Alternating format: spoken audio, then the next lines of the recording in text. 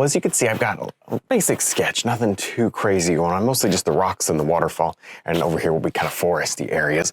We're going to be doing maybe a painting with not too many blues. I think it should be interesting. You know, a lot of times I do waterfalls, I have a lot of blue. Today I'm not going to use very much blue at all. It's mostly going to be white and kind of washed out. I didn't sketch it, but I'd like to get maybe a little waterfall back up in there somewhere. I don't know. But there's my sky, kind of, like I said, white and washed out, not too vibrant or vivid. So there you go, a little gray into it even. And honestly, not too much of this. Mostly forest. That's probably enough. Hey, we should look at the painting that you guys did of my last one, your version of my last one. It's always fun to see. And if you're not doing your own version, definitely start and then share using the hashtag on the screen there. And if I see it in time, I'll get it in the next video and we can all be inspired. All right, watch this. I'm gonna take a little green, black, and I'm gonna begin a little blue, not too much, a little gray, a little white into it. Yeah, there we go. Brown, I don't know, it doesn't matter. Right up in here, right up in here. I'm gonna begin just layering in. You could potentially, you know, if you wanted to paint over this whole canvas, with like a brown or a tan, if you like. I'm not going to today, but you could if you want to. But this at least gets us kind of going in the right direction. Very little sky, very little sky. May want to wait for that sky to dry though. Now I'm gonna underpaint real quick here, just these rocks. I've got a very thin wash, you know, we may need to take a couple more passes over this area.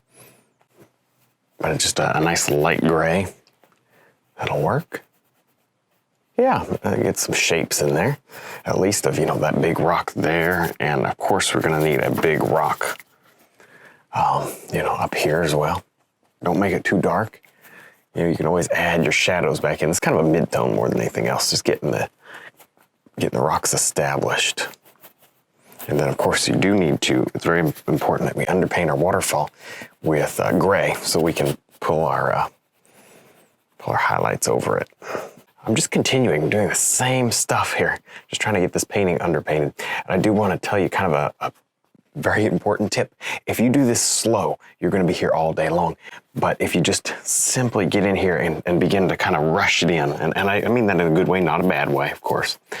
Rush this in, lots of water in your brush or foundation medium, then you're actually going to have a much better result. So go ahead and get it in loose, and then you can go back in and fix areas as you need to, but you may be pleasantly, like right up here, I'm pleasantly surprised. You know, I was just quick, and it came out pretty good. And I think we can work with that. Now you can stand back, squint your eyes, look at it, you know, squint your eyes and look at the big shapes, and then take those big shapes and turn them into rocks. That's the secret, because if you try to paint 3 million little rocks up here, you'll be here all day. So there you go. And we'll go into that more later throughout the painting. Just wanted to point that out. That looks pretty good. So I've got just a very thin, watered down white with a little off-white, you know, kind of gray. And right up in here, if this is dry, I'm going to at least begin to shape my waterfalls.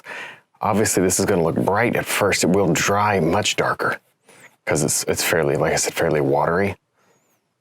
So that's good. But by being watery like this, you can, probably shouldn't have touched it with my finger there because I actually want to be soft. There we go. You can kind of get that transparent look at it, and more when it dries, you know. But looks like it's rushing over the rocks instead of just being opaque and covering the rocks, you know what I mean? And I don't know if I like what I just did there, so what you can do is you can just come back with your rock color and, you know, put over it or whatever.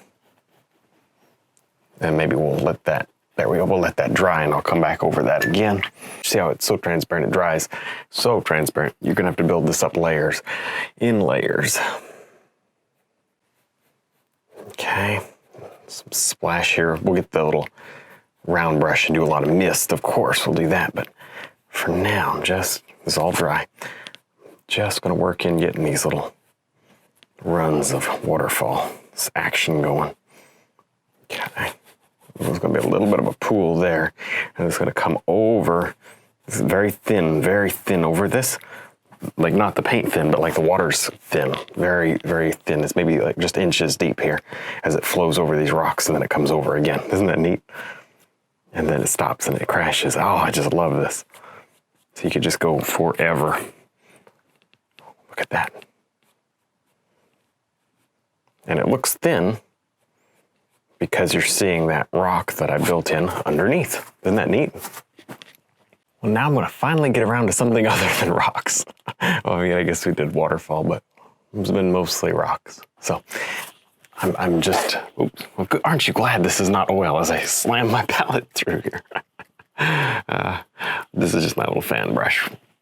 It's some nice light green. It's all. What's really fun about this is you can kind of get a lot of effect here pretty quick and easy. My light source is right here coming through the painting, so it's kind of a top-down light almost. Back up and through here is actually going to be subtle. When it comes to highlighting things like this, you're going to want to let it dry and come back and see if you need to add more green. Because sometimes, oh, it's perfect. You walk away, you come back, and you're like, oh, what happened? 10 minutes later, it's all gone. So double check that. But the secret to this, it would be don't put too much paint in the fan brush. If you put too much paint, I can't speak, too much paint in the fan brush, it's really, it's going to come together too much. If you have just a little bit, it'll be separated. See how my bristles are separated? Very important. For now, I'm just trying to get some of these leaves finally established. And honestly, this is just a big kind of mushy area of leaves. You can't tell individual trees in this area. It's way too jumbled up.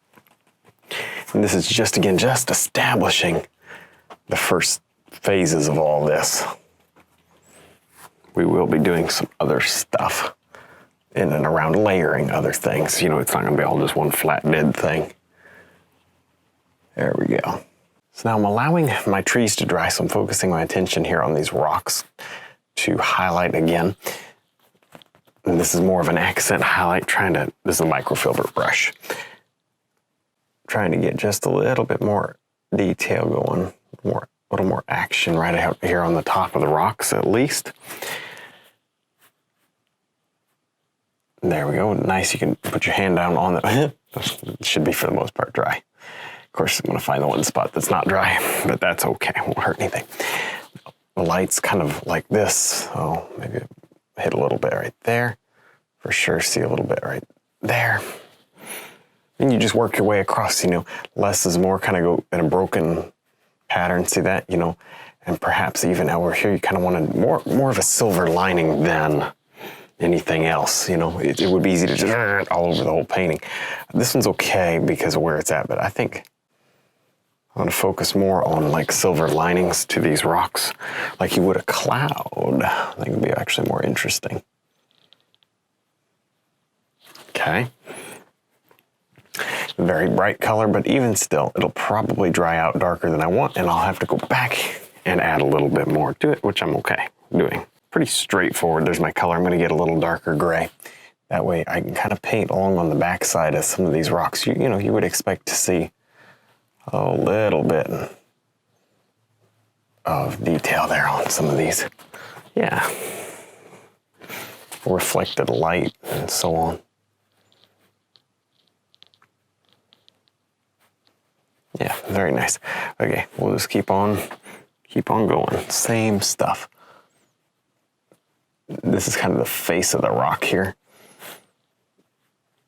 Just don't overdo it and you don't cover up get rid of all your beautiful shapes that you built in the underpainting. So in other words, you know, I've got that kind of rock structure going this way. I want to make sure that I somewhat maintain that, you know. I don't want to lose that. Now right in here, and this should be mostly dry, but right up in here somewhere, kind of a big blank area, I'd like to fill it in with a little bit of a fern or like a tropical tree. Just real quick, just a stroke or two. You don't need to go crazy with it. Fairly bright. You can always go bright to begin with, and then sort of darken maybe some of the inside areas of the tree. Does it make sense?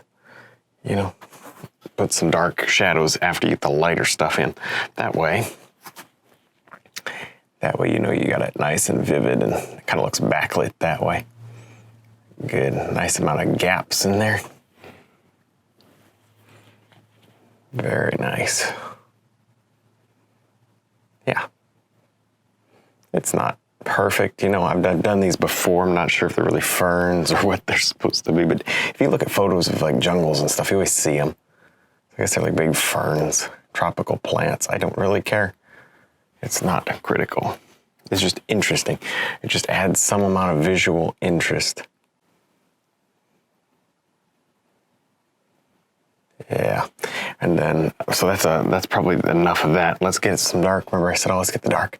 Here it is right here, the darker greens worked up in and through. Very important that you have these darker greens. You don't want it all just like that, bright. Okay, so again, now here's some brown. Kind of slice in a dark stem in some of these. And then going downward, here's my palette. A little light on one side and dark on the other side. You know, something like that. Get a nice double load of the brush going. Yeah, it should be okay. And then kind of bring down. Nice. The little trunk actually should be fairly thick. A little thicker than that. There we go.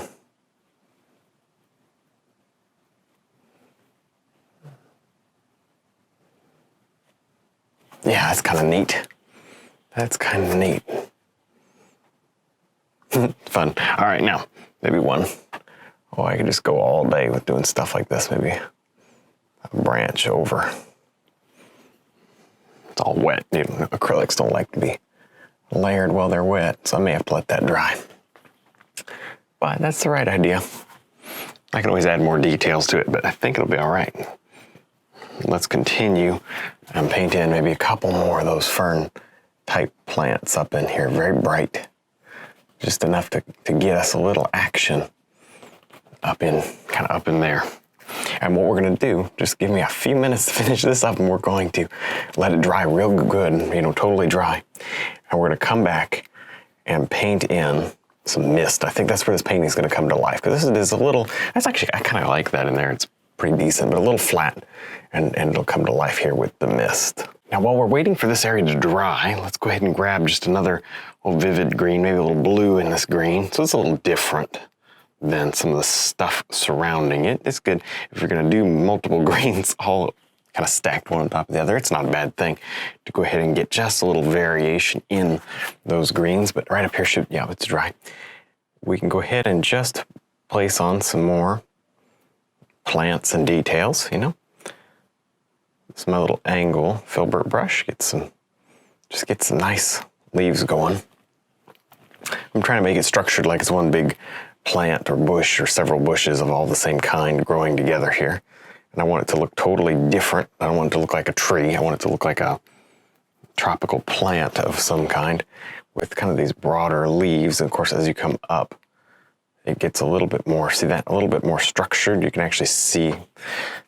So these are smaller, these are bigger. It gives you a little depth. I'll try to maintain that. If I make it, I may make a few smaller ones up here, but for the most part, we'll try to maintain that.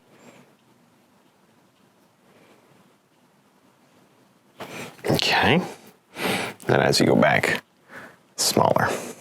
So now we're gonna work on some mist areas. Everything is fully dry, so it should be no issue to go ahead and float this mist in and around here. This is just, I mean, you can't really see it on the palette. There's my paint right there.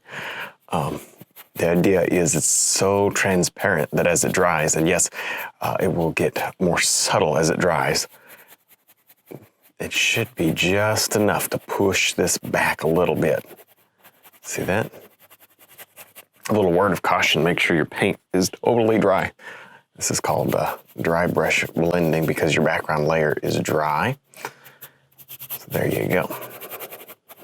This is probably the biggest advantage for acrylic painting is being able to do just exactly what I'm doing right here. Make this look just so soft, So soft without having to build this stuff in.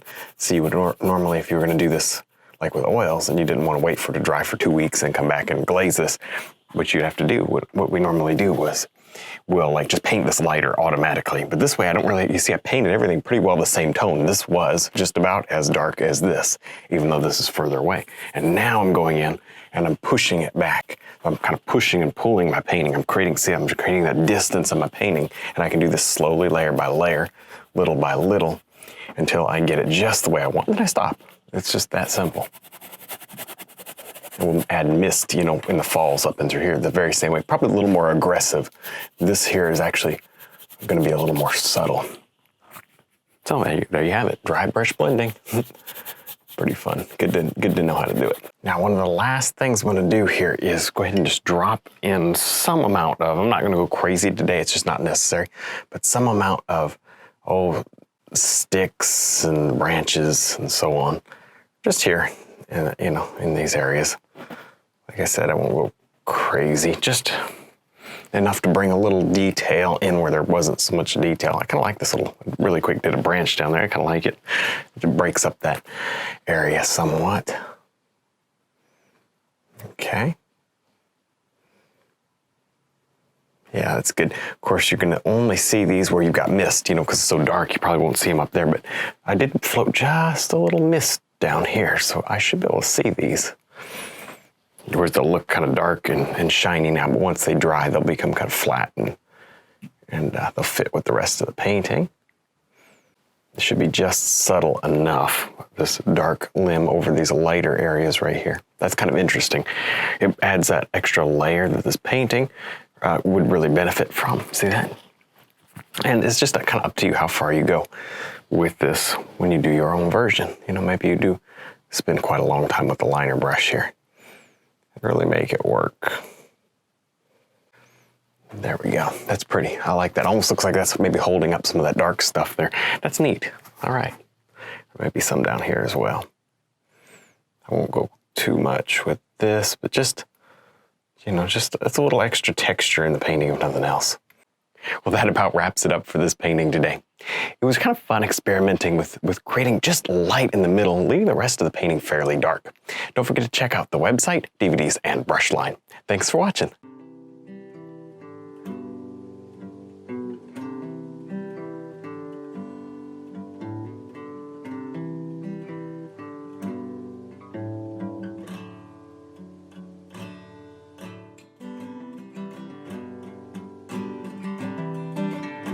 Well, hopefully you enjoyed this video. Remember to subscribe if you're not already, and click the like button. That helps me out a lot.